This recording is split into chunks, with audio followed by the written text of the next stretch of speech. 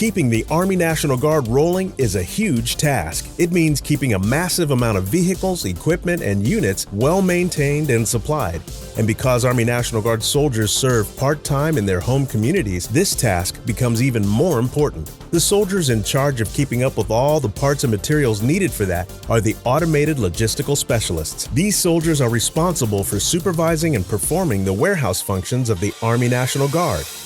When an Army National Guard soldier or unit has a need for specific parts or equipment, the Automated Logistical Specialists make sure they get the supplies they need.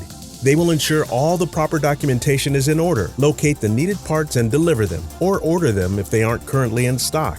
It feels really good knowing that so much gets done just because of us. We're the backbone to making sure everything runs. You can learn more about how to serve your community part-time as an Automated Logistical Specialist at nationalguard.com.